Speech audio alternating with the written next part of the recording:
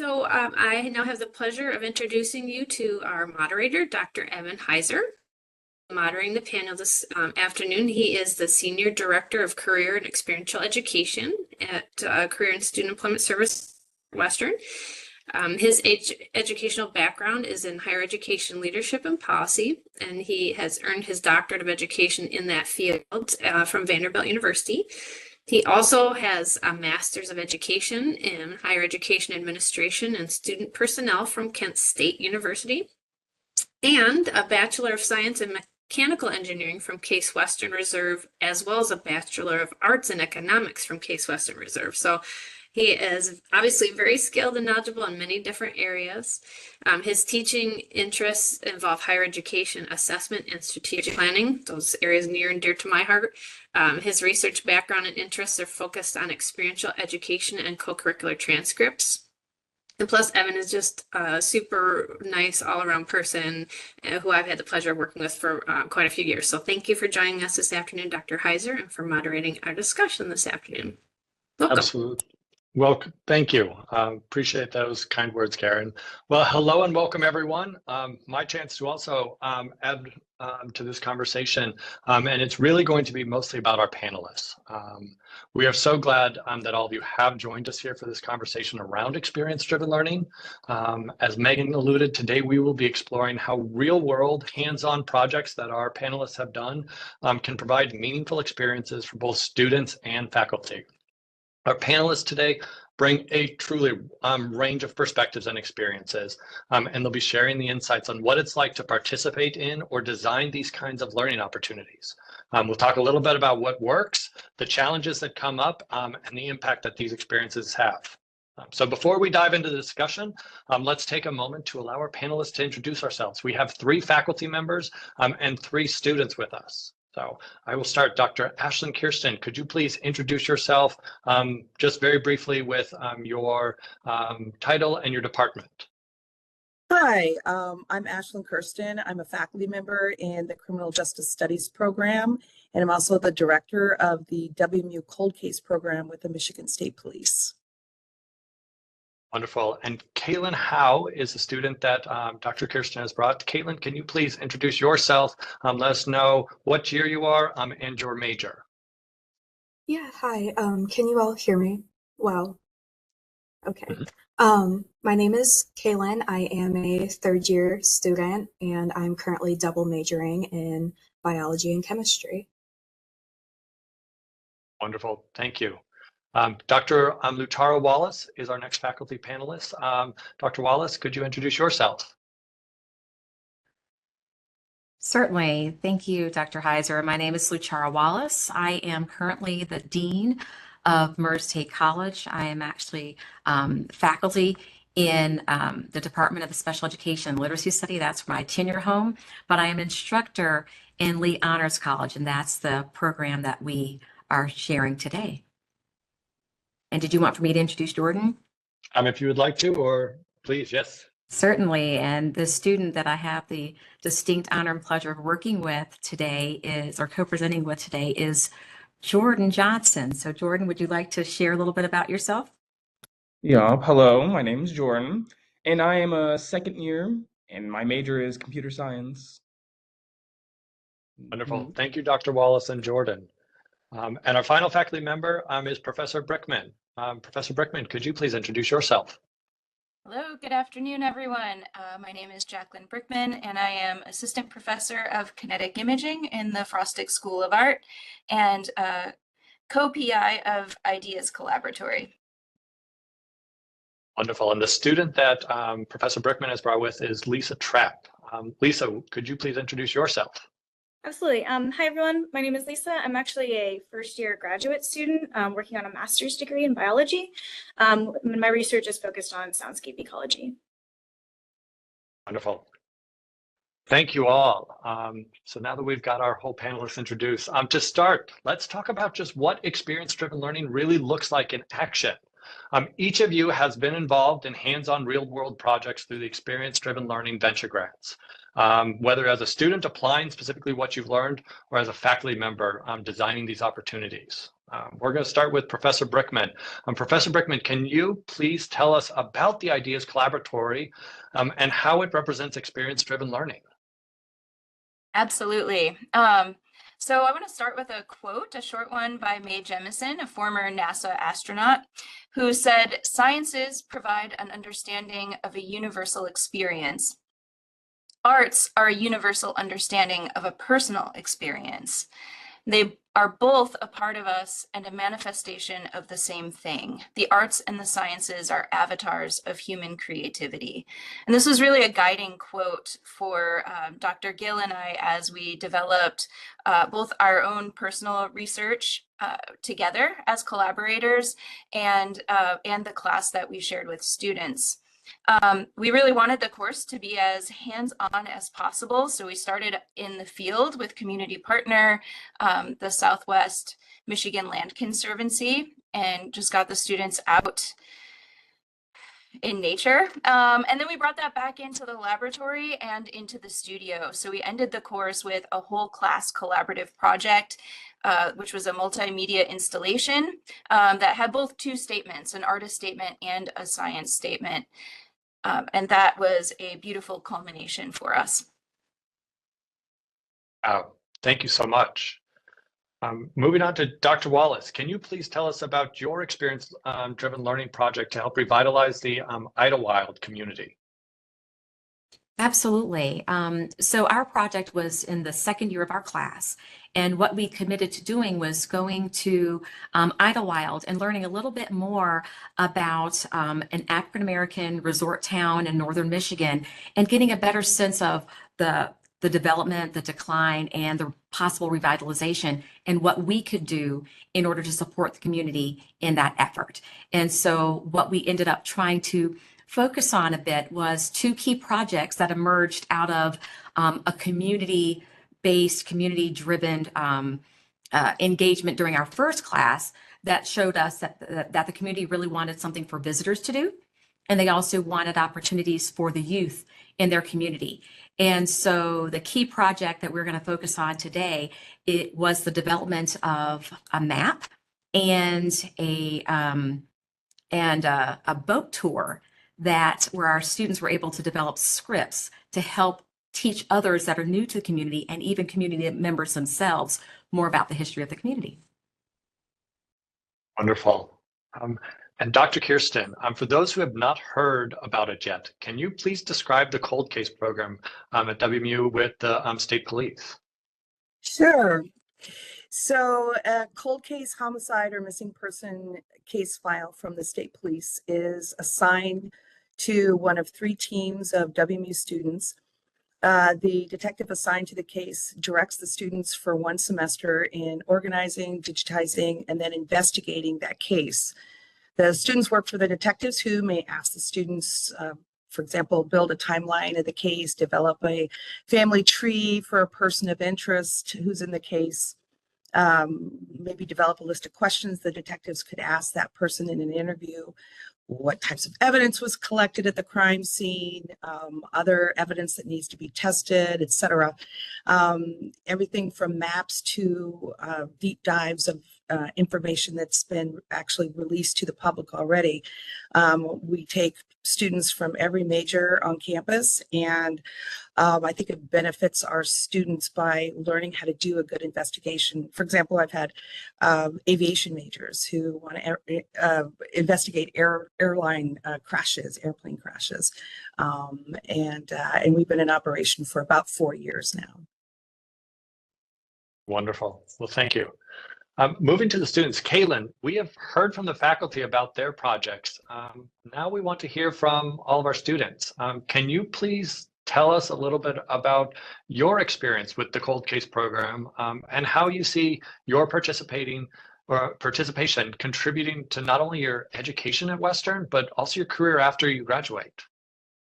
Yeah, of course. So this is my second semester in the program. So I've been here since August of last year. I've worked on a few different cases now, and last semester I've had the pleasure of working on a case with 3 detectives where I helped develop a pretty lengthy timeline as well as a victimology where I went into depth about who the victim was. For this semester, I have the pleasure of being a team lead where I am now in charge of working on a case, connecting with the detectives directly, and managing other students and helping them throughout the program. As for my education and where I want to go after graduation, this program has helped me a ton, and it's actually part of the reason why I applied to WMU. I've known I wanted to go into forensics for multiple years now, so being able to get some hands-on experience working directly on actual cases as well as meeting with multiple detectives throughout a semester, it's been absolutely beneficial in my career planning. Wonderful, Caitlin. And that hands-on experience is what we are here to talk about today. So you could not have said it better. Jordan, would like to move on to you. Can you similarly tell us about your experience with the Idlewild community, both how it's contributing to your education in Western and how you see it contributing to your career after graduation?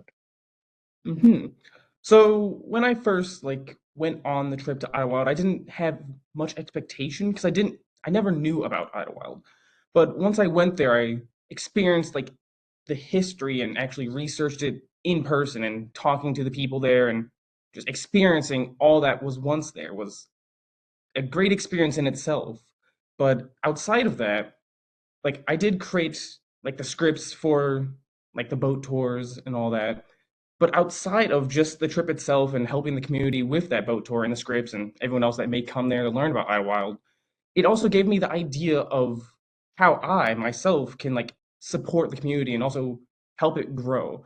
So with that, I have thought of creating an application to archive the history of Idlewild and different experiences people have had there.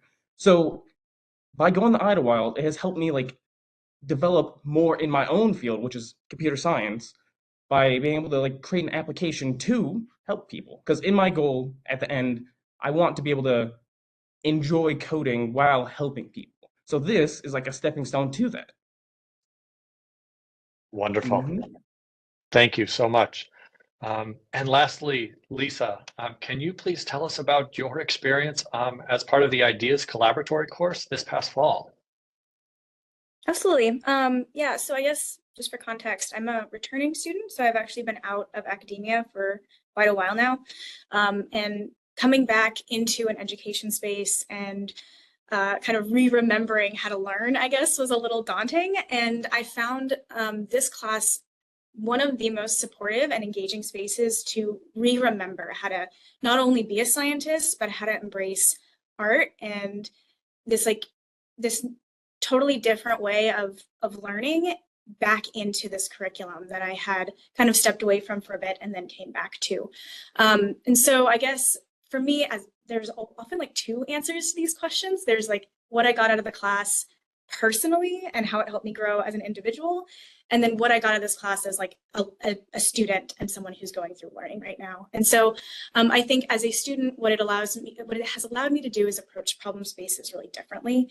I feel like I don't just look at the question, I'm asking more beyond. And then as far as a person and how it might shape me in the future, I mean, I think I totally approach these unknowns and these problem spaces with a genuinely different perspective beyond just what is the science I'm being asked. It's how is this connected to everything else? So. Wonderful.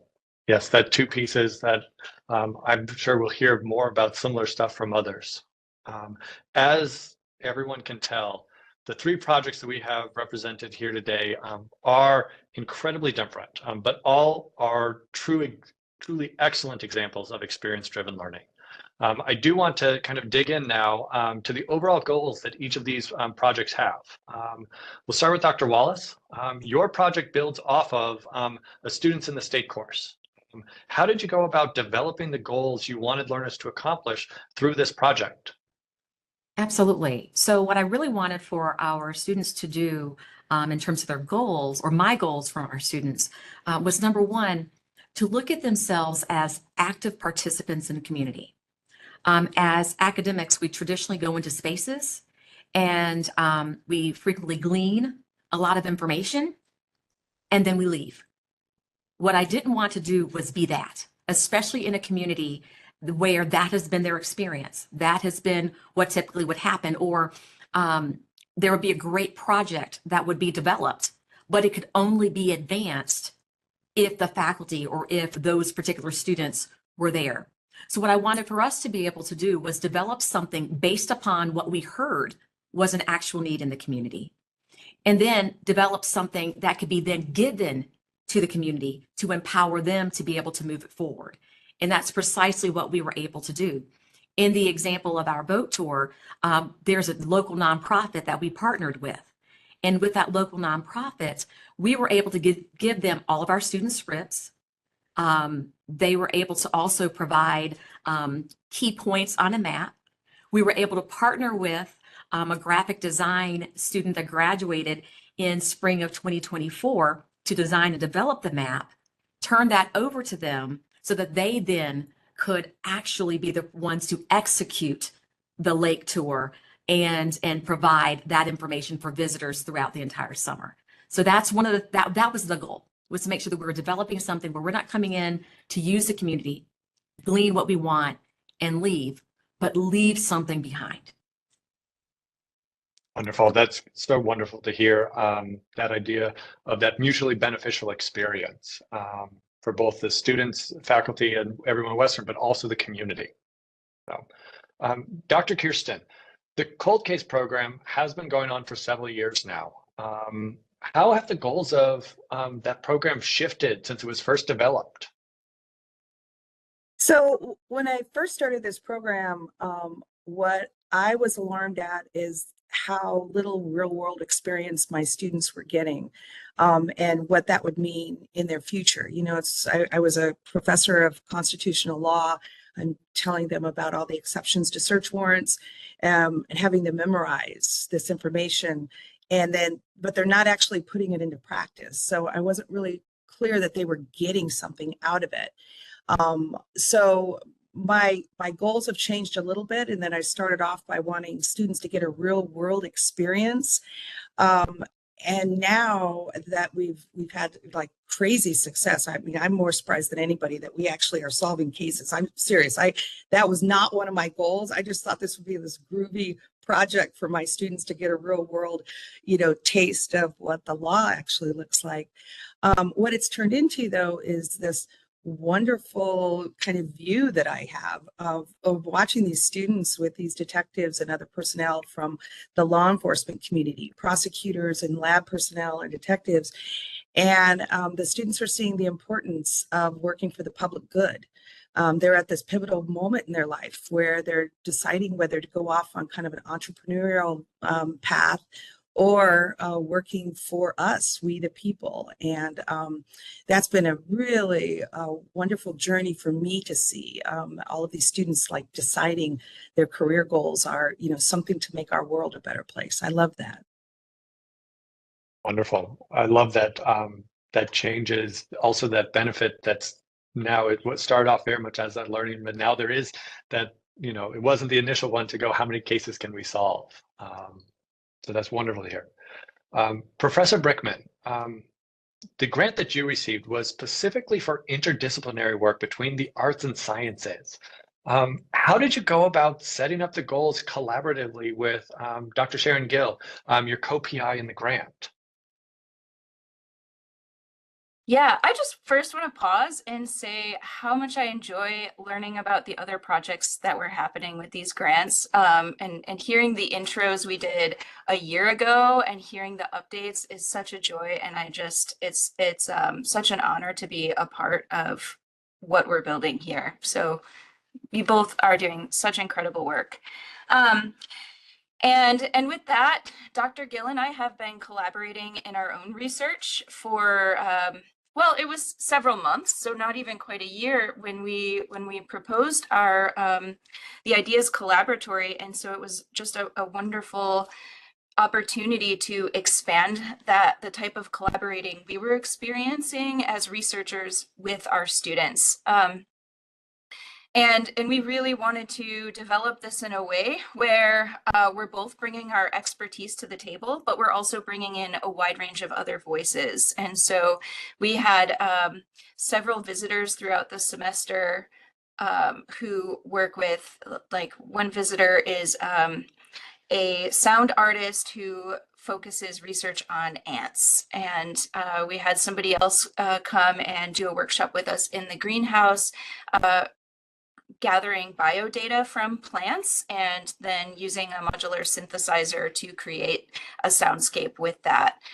We worked with lenses and we worked with soils, and we had students bringing in all of their own expertise and sharing what their research is with each other along the way.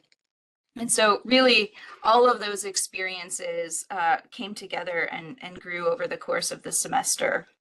And I just wanted to highlight also, I heard the word practice recently. That was actually the name of our weekly assignments, was to practice, to both read scientific papers and papers written about art and respond both creatively and analytically.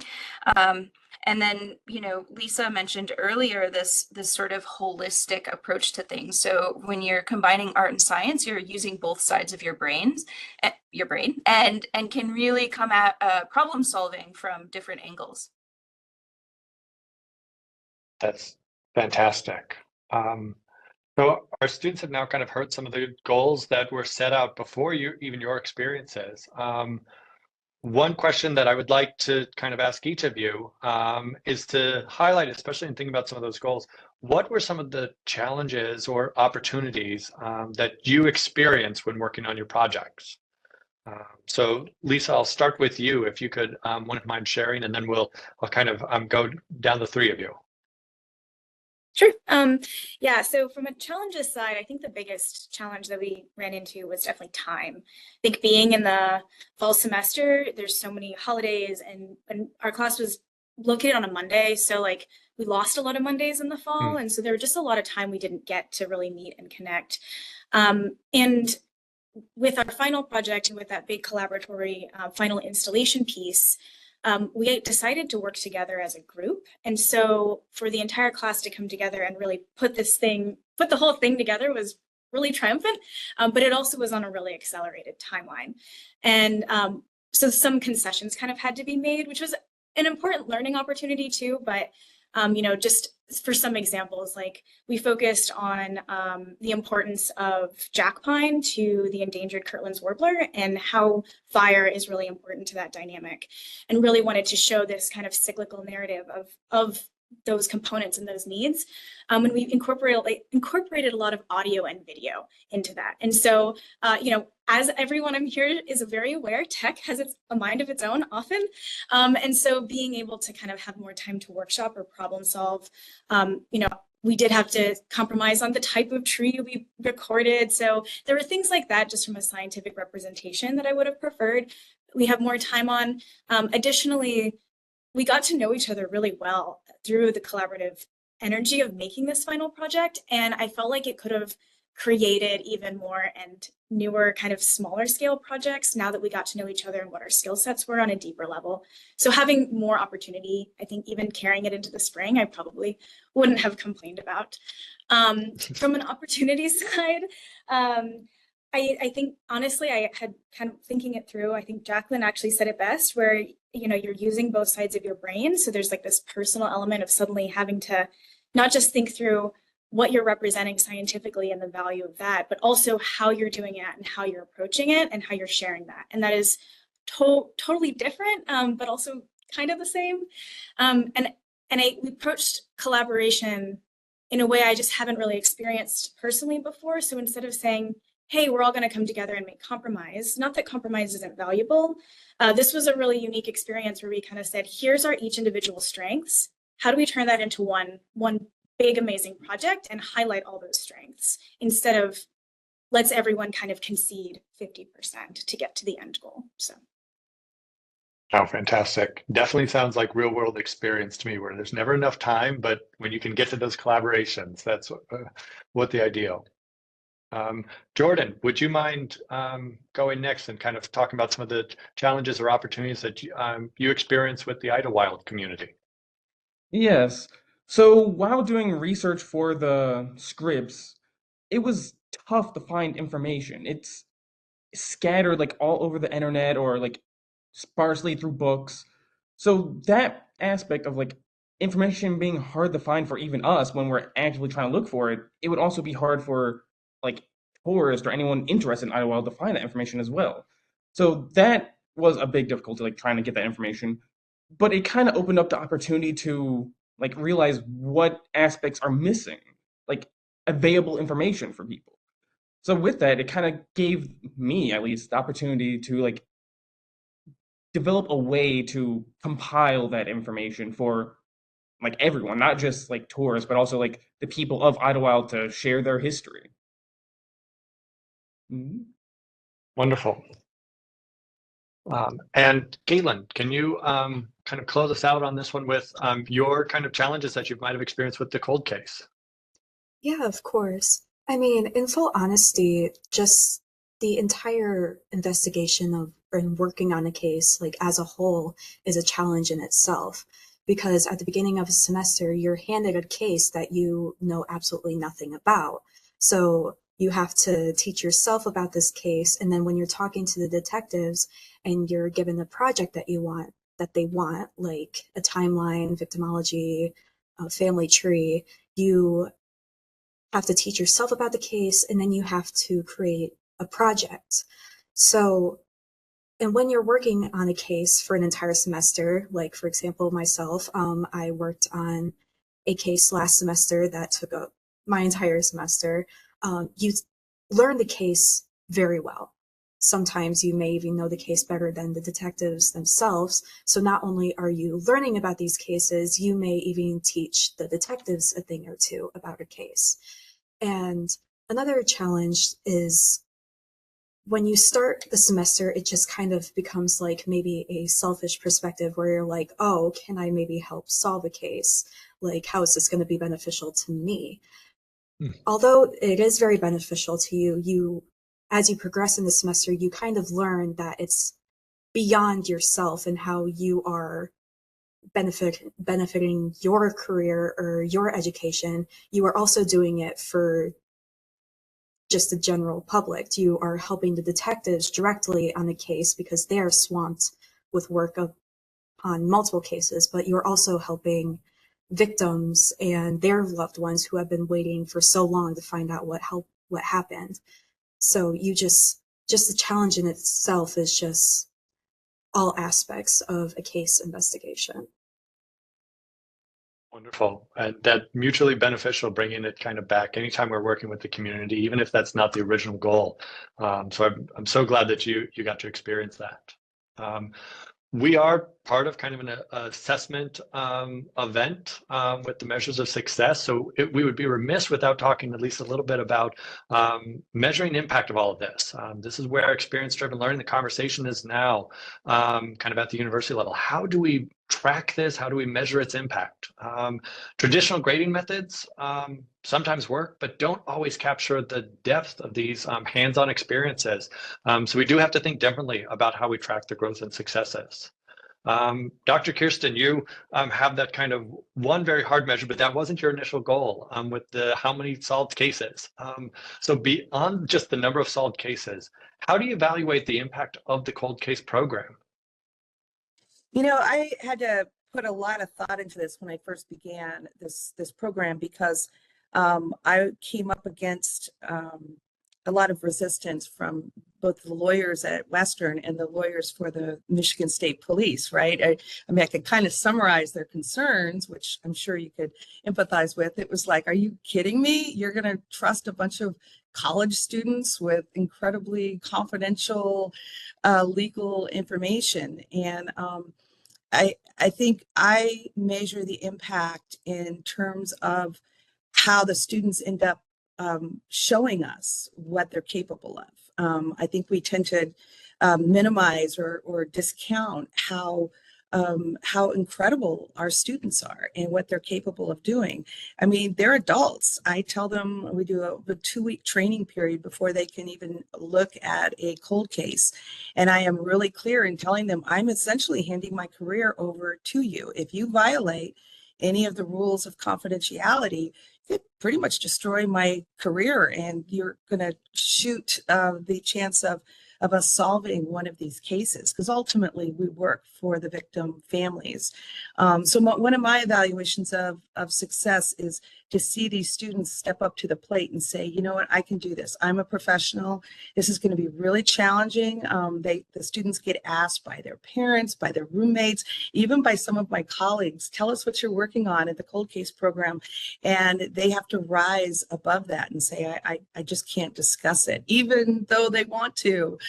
So for me, it's watching these students start off as students, but then become professionals in what they're doing. And that's really how my measure of success or the impact that this is having is when the students are able to talk to victim family members. And I watch them, you could see by Kailyn, they're polished, they're polite, they're professionals. And that's really my measure of success, is watching that process.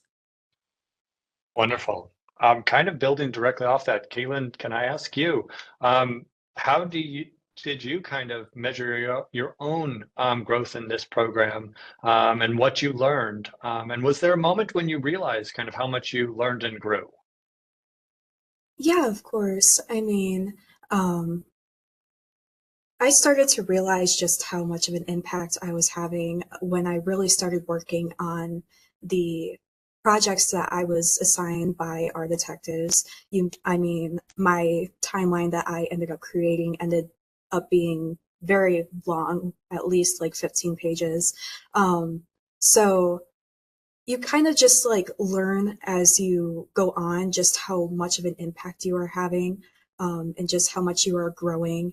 And I think the really massive turning point for me, when I realized just how much I've grown throughout the semester, is when I was offered a leadership position in helping manage other students, which is what I'm currently doing now.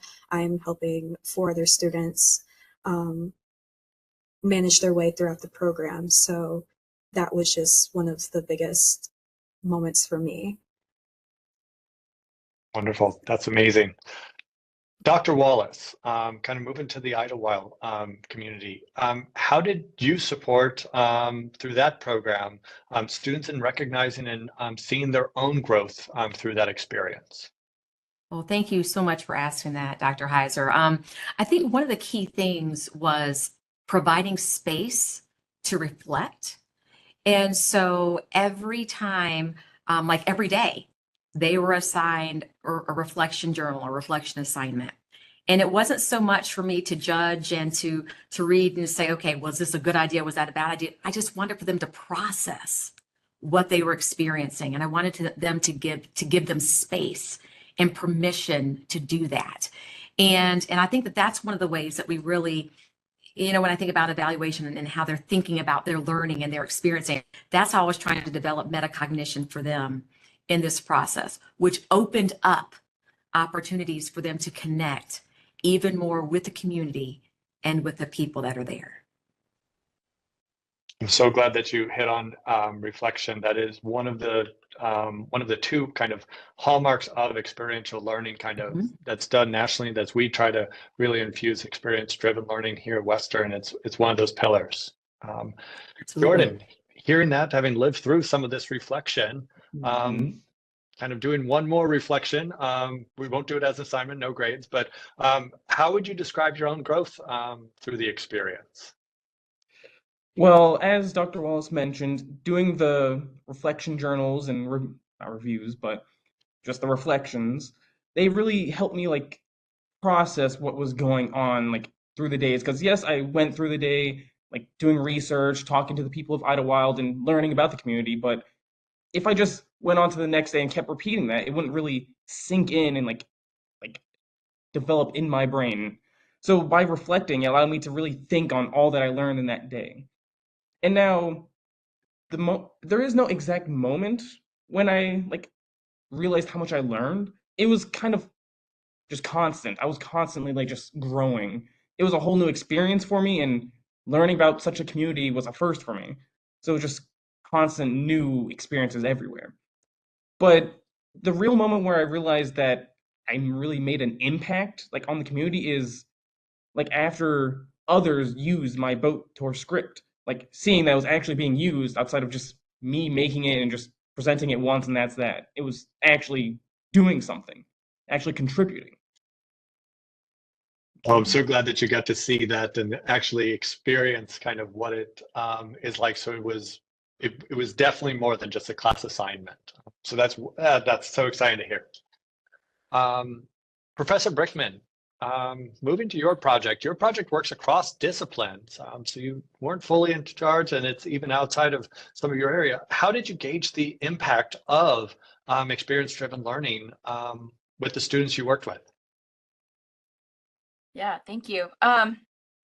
Well, we kind of mentioned some of those ways already, so I'll say them again briefly. Our practice was a form of reflection and a form of processing throughout the semester, which I agree wholeheartedly. It's so important to process everything that you're doing.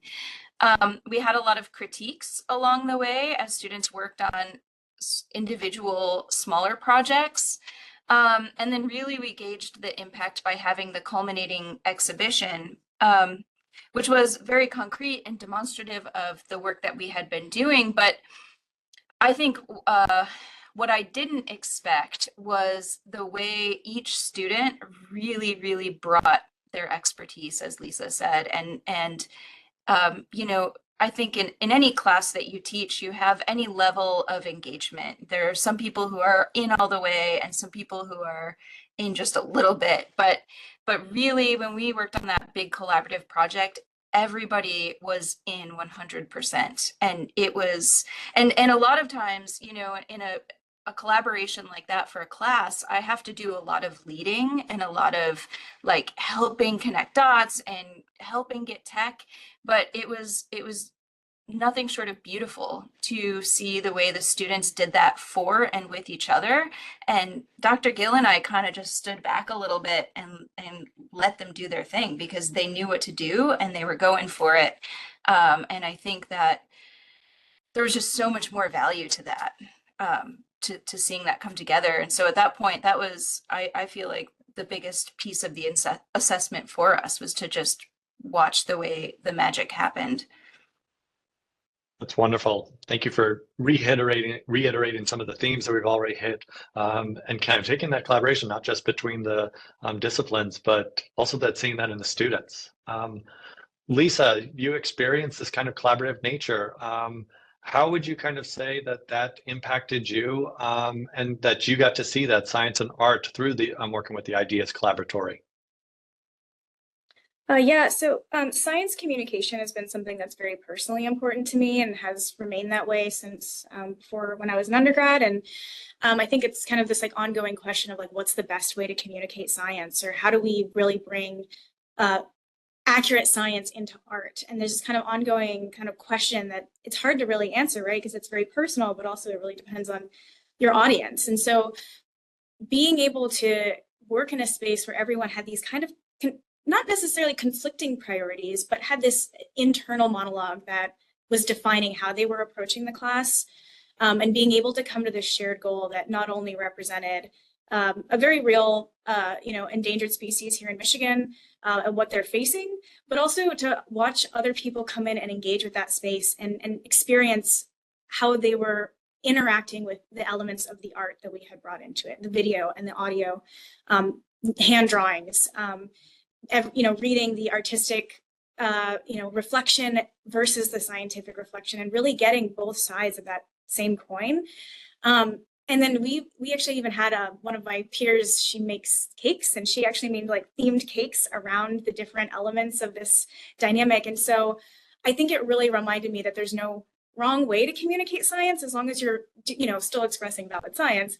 And it's really about how you're bringing that story back to your audience. And I think having that across disciplines was just really unique and inspiring, I think.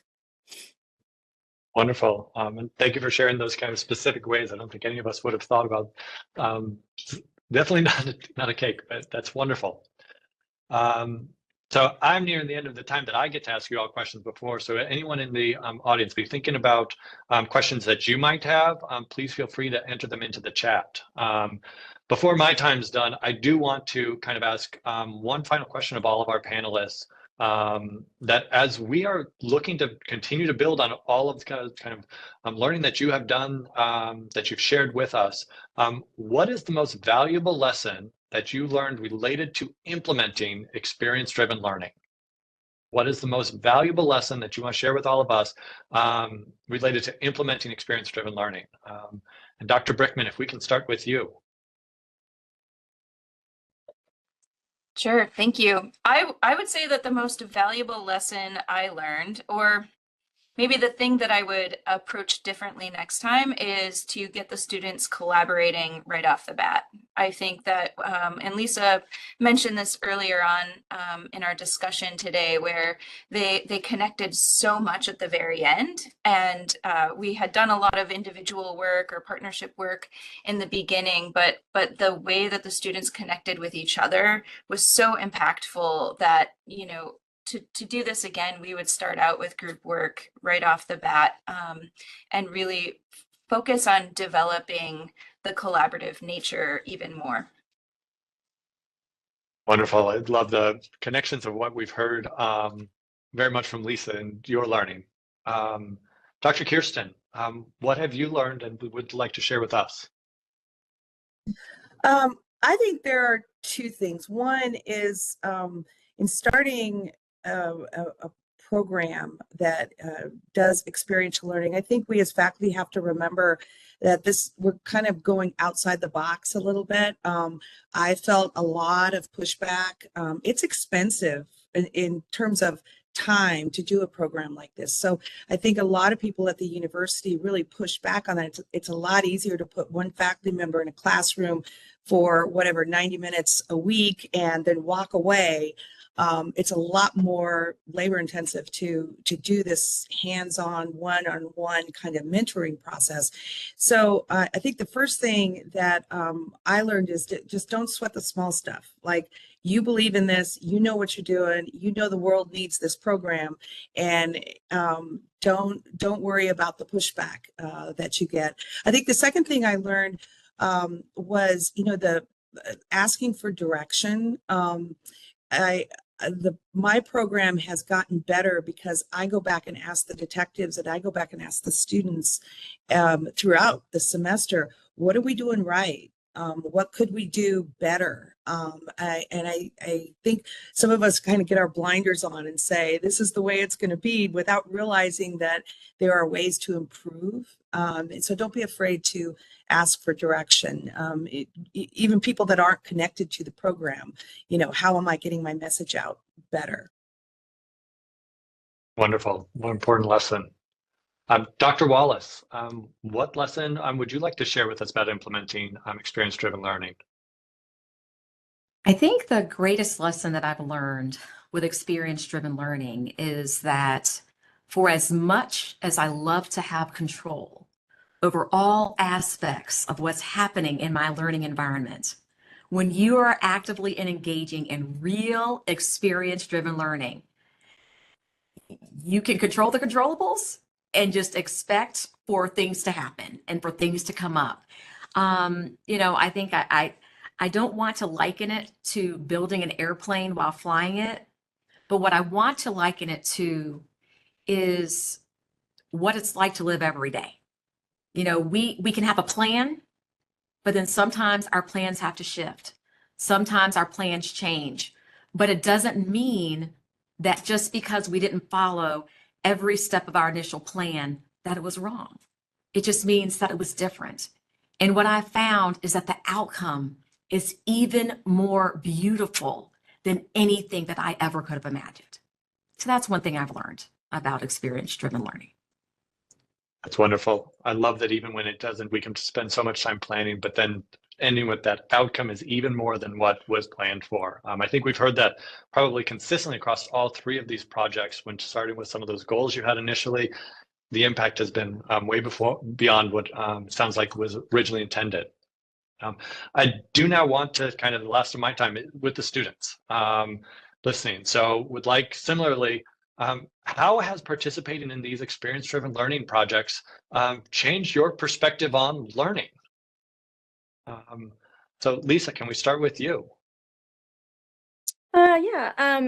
So I think, coming back into school, I kind of knew what I was looking for out of education. I had taken about a decade off, so not an insignificant amount of time.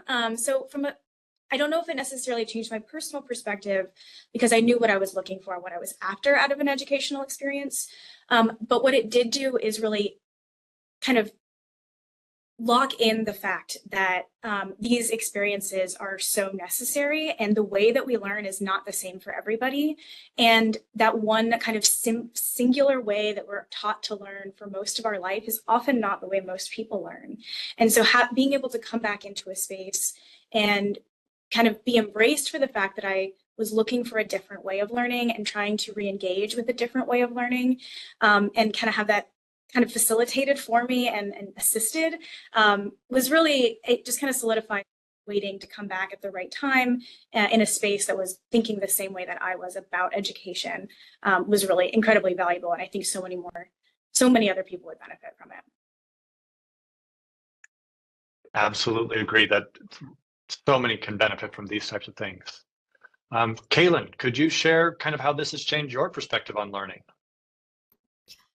Yeah, yeah, of course. I mean, it is an entirely different thing to sit in the classroom and just learn about cases, or just have a professor speak to you about what goes into solving a case rather than working hands-on directly. I mean, you truly don't understand just how much work that gets put into a case until you are doing it yourself. So this completely changed my perspective on just how much work it is and how much you learn from it. I mean, in this program, I feel I've learned so much more about what to do when working on a case, how to communicate with others, especially people like detectives, who may find it a little strange to work with college students in their late teens and early 20s on a case that they might end up learning more about than yourself. So like I said, when you're teaching a detective about a case that they are working on, it's definitely a lot different than just simply sitting in a classroom and being taught at. When you are working hands-on, not only are you being taught, you're teaching yourself, and you are also doing the teaching. Wonderful. I love the idea of not just being taught at, but you're doing the teaching, you're teaching yourself. Absolutely. And Jordan, this is my last question. How has your experience changed your perspective on learning? Well, during the trip and creating the scripts, it took a lot of research, as I mentioned. And the thing is, there wasn't no solidified place to look to find all the information. We had to be self-guided and figure out where to look and what type of things to pay attention to find the information. So it kind of showed me how self-learning, looking for information myself and learning things on my own can really be applied, and I can actually do it myself. So since taking that trip, I've been doing lots of self-learning and things outside of just the classrooms. And it's really helped me grow. Wonderful. Well, I absolutely want to thank all six of you for sharing all of your wisdom, what you've learned, how this has impacted you, the impact that it's had on the students beyond just those. All these projects involve more students than just what we were able to include today. So thank you all.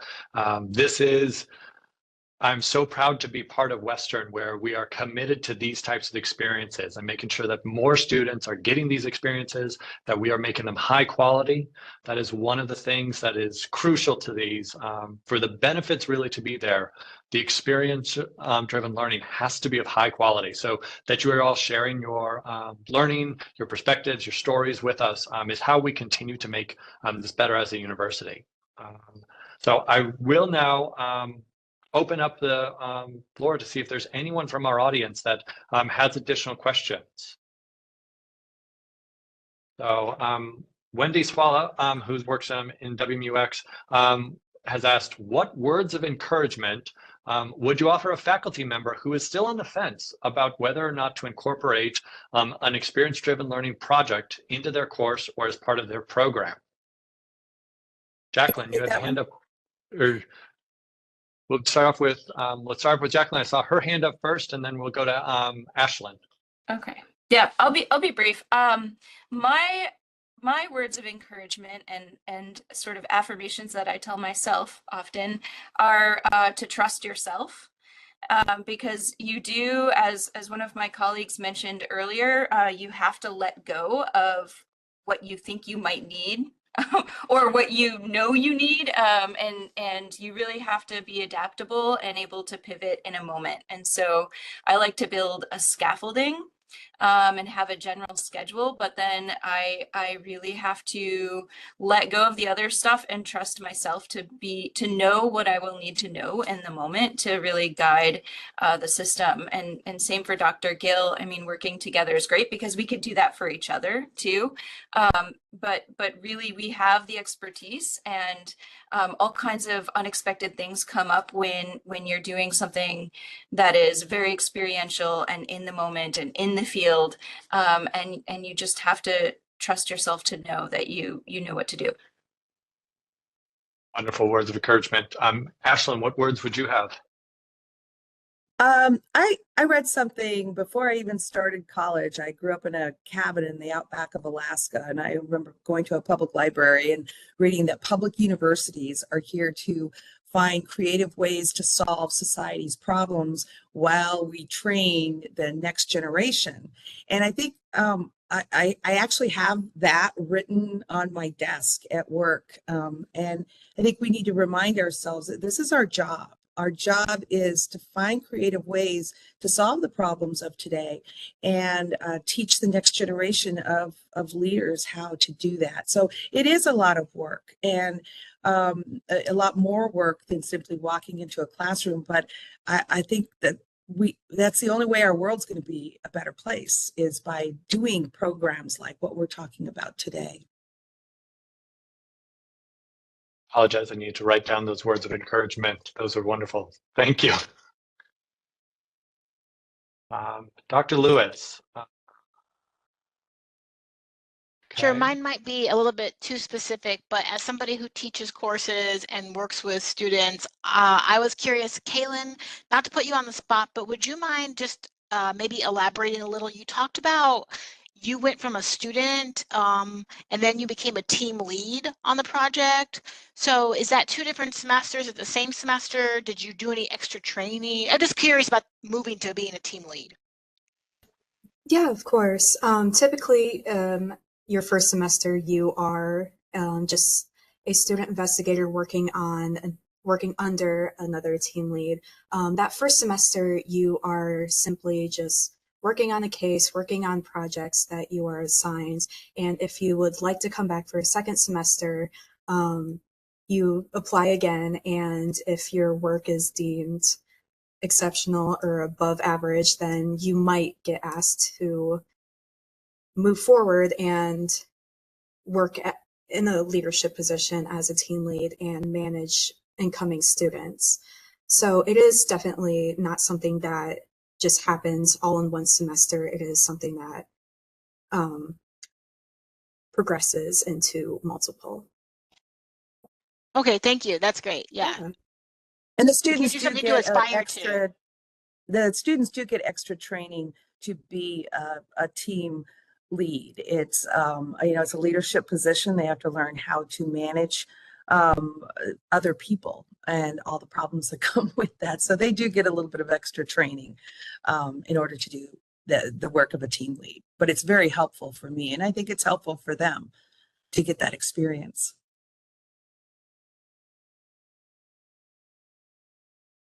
Thank you very much. An advanced experience, it built into this already experience. That's great. Yeah, there's multiple levels.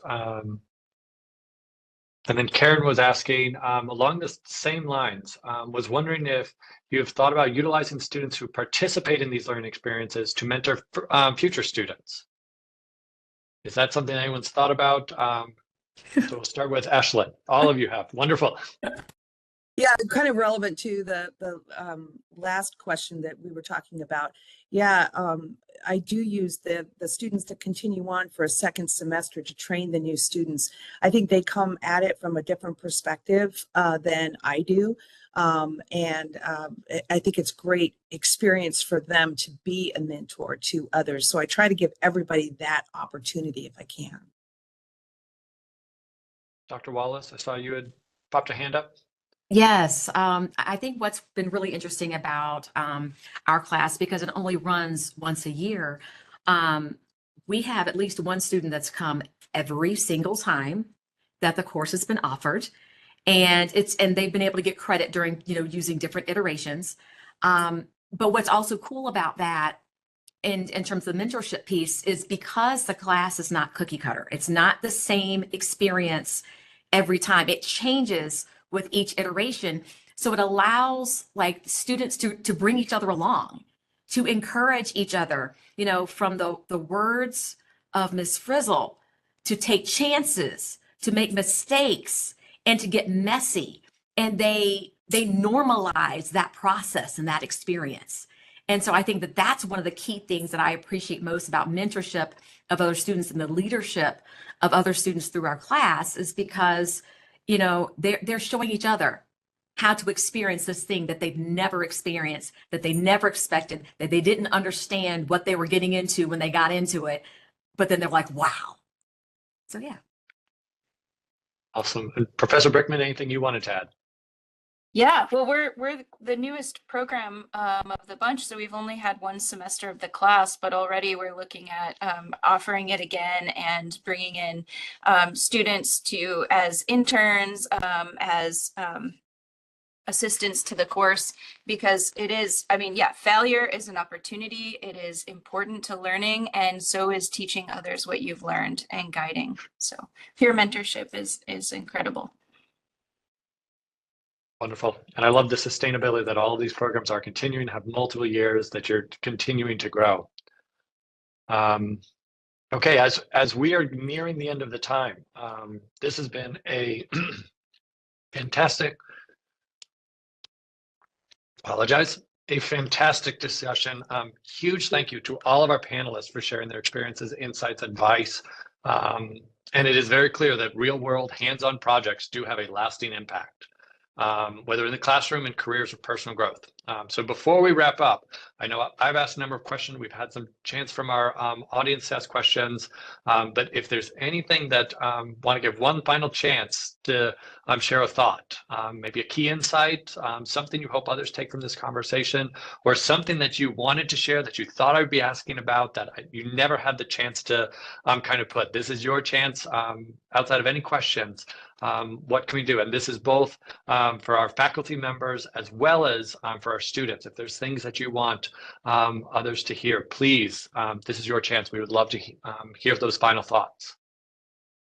Yeah, I guess you asked earlier about a valuable lesson that you learned to the directors of these programs. And I kind of wanted to share my insight on something that I learned in this program. And that would be, don't underestimate yourself and your capabilities. As a student, it's very easy. You're just getting started into the career field that you want to go into, your education. It's very easy to feel self-doubt. Is what you're doing, especially in a program like this where you're working on actual cases. It's hard to you're constantly asking yourself, am I doing enough? Am I helping make an impact on detectives? Am I helping victims' families? Am I just doing enough? And I think I've asked myself that question so many times in the 2 semesters that I've been here. So just one of the biggest lessons I've learned is not to underestimate myself and my abilities, just looking back and seeing how much I've accomplished in just these 2 semesters. It's beyond anything that I would have believed. So I think that's just one of the biggest lessons that I have for other students who are doubting themselves and what they are capable of. Thank you for that reminder. Would not have thought that after hearing your talk, so thank you. Lisa, you had also raised your hand. Yeah, I just wanted to give a quick nod to beyond the experiential driven learning component, the value of really putting art and science together. I think that we often put things into boxes, and it's easy to forget that. I think Jacklyn mentioned this at the beginning, like they're really a union. You can't have one without the other. And we often teach science in the silo of science, and art often, I think, gets put into a silo as well. But we're doing the same things. We're asking questions and looking for answers, and it's how we express those answers that are different. But incorporating values of art into the way we approach science and incorporating values of science into the way that we approach art is making better science, and I think it's making better art. And so from beyond the experiential side, the true collaborative nature of just bringing these 2 things together, I think was so incredibly valuable. And I hope that to see more space where dynamics and kind of boxes are breaking away, I think would be wonderful.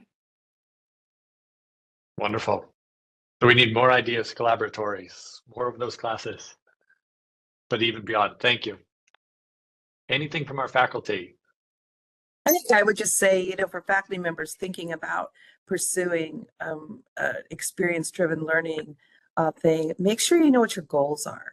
I know, the very first case that my program worked on, we actually helped solve, and we ended up with all of this media attention. And, the administration at Western was really keen, to take advantage of that kind of media exposure.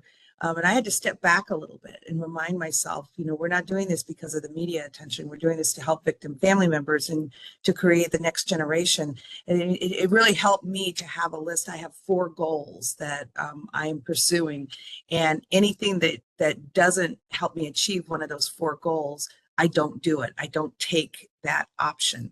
I think faculty need to remember that, especially if you're really young on the tenure chain. Keep focused so that you make sure you get tenure as well. Well, thank you all so much. Karen, thank you for giving us this opportunity to have this conversation. I will turn it back over to you with the kind of final thoughts from the conference. Yeah, thank you. Thank you so much, Evan, for bringing this wonderful conversation. I truly am inspired by all of this. I feel like this was like the perfect end to my week, and I hope y'all feel that way too. I'm like you said, Evan, proud that Western is doing this work, that we're focusing on helping our students to have these valuable experiences. It's really exciting to hear from students. I hope that I can do that more. I love to hear about what you're all taking away from your education experiences, your collaborations with our instructors, and that personal relationship you're building, doing that research together. It was really exciting and memorable for me. I hope it was for all of you who attended. Thank you to all of you, panelists and students, for taking this time to join us. And we're able to share this recording with others who weren't able to be here. And I hope that people will be able to participate and listen in and get excited and inspired to do this type of learning experience in their coursework. So thank you all. I think this was a great series this week, and I appreciate everyone who was involved again with planning it. And so I wish you all a great afternoon and upcoming weekend, and keep up this amazing work. Thank you.